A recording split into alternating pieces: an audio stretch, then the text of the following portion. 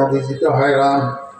ওই বাপরে বাপ, এত বিশাল মসজিদ, এই মধ্যরাত্রে এই বিশাল ভর্তি মসজিদ ভর্তি মানুষ কোত্থেকে আসলো? এত মানুষ, ওনারা কারা? সবাই আবার দাঁড়ানো, সবাই কাতার সোজা করা। জিবরাইলকে জিজ্ঞেস করেন, ভাই জিবরাইল, এই গভীর রাত্রে এত বড় মসজিদ ভর্তি মানুষ, ওনারা কারা? সবাই দণ্ডায়মান কেন? কাতার সোজা করা কেন?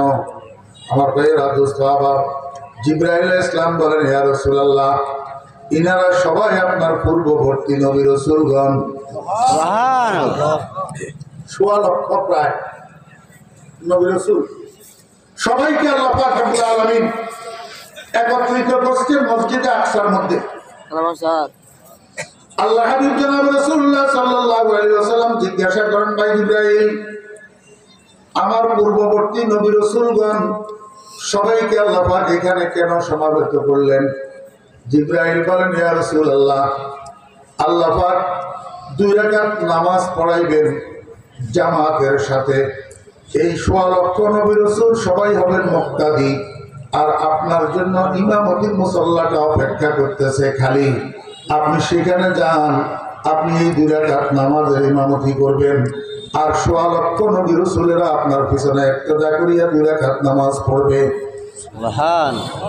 खुदा दर सरवर सरदार यशदाद, खुदा दर सरवर सरदार यशदाद, ज़ख़ैले अंबिया सालार यशदाद, दरा मस्जिद इमामे अंबिया बुद, सफ़े पेशी नियारा पेशवा बुद।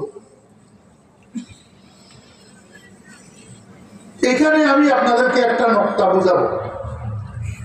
নকতাটা হলো, রাসূলুল্লাহ সাল্লাল্লাহু আলাইহি ওয়াসাল্লামকে আল্লাহ পাক নিয়ে যাইতেছেন কোথায়?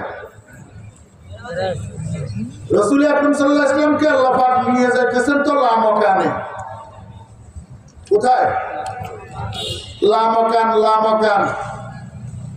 যেই জায়গায় নিয়ে যাইতেছেন সেই জায়গাটাকে জায়গাই বলা যায় না,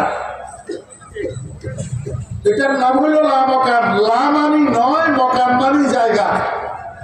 তো লামাকান মানি জায়গাই নয়। কেন? যদি ওই জায়গাটাকে জায়গা বলা হয় তো জায়গার একটা চৌহদ্দি থাকে, একটা তলারস থাকে, একটা সীমাবদ্ধতা থাকে। তো ওই সীমাবদ্ধ জায়গার মধ্যে যদি আহকামুল হাকিমিন রব্বুল আলামিন মকিন হন, তাহলে আল্লাহ পাকের জাতের মধ্যে তাহদীদ লাজম আসবে। এই জন্য এই জায়গাটাকে জায়গা বলা হয় না, এটাকে বলা হয় লামাকান। কিন্তু যে বায়া স্টপিস অতিক্রম করাইয়া আল্লাহ পাক নবীজিকে উপরে নিয়ে যাবেন, ওই বায়া স্টপিসটার নাম হলো সিদরাতুল মুনতাহা। এখন সিদরাতুল মুনতাহা জায়গাটা মক্কা শরীফের মসজিদে হারাম থেকে, অর্থাৎ খানায়ে কাবা থেকে একেবারে সূচের মতো সোজা উপরে। তাহলে আপনারা বুঝে থাকলে আমাকে বলুন, আল্লাহ পাক যদি নবীজিকে সিদরাতুল মুনতাহা নিয়ে যাবেন, তো মক্কা শরীফের খানায়ে কাবা যেখানে নবীজির সাথে সদর করলেন, সিনা চাপ করলেন, সেখান থেকে সোজা উপরের দিকে উঠেলে ভ্রমণটা কাছে হতো না জেরুজালেম দিয়ে ঘুরাইয়া নিয়ে গেলেন যে কাছে হলো? মক্কা শরীফ থেকে সোজা উঠেলে কাছে হতো না? তো জেরুজালেমের মসজিদে আকসা দিয়ে ঘুরাইয়া নিলেন কেন? এই কাজটা করানোর জন্য। কি কাজ? 2 রাকাত নামাজ। সুবহান। 2 রাকাত নামাজ। 2 রাকাত নামাজ আল্লাহ পাক ইচ্ছা করলে মসজিদে হারামের মধ্যেও পড়াইতে পারতেন, কিন্তু মসজিদে হারামের পরিধি তখনও পর্যন্ত এত বড় ছিল না যে 1.5 লাখ মুসল্লি ধারণ করত।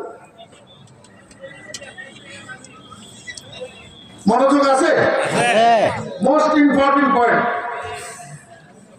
রাসূল আকরাম সাল্লাল্লাহু আলাইহি ওয়াসাল্লামকে আল্লাহ পাক সমস্ত নবী রাসূলদের ইমাম বানাইয়া এই 2 রাকাত নামাজের ব্যবস্থা করলেন কেন?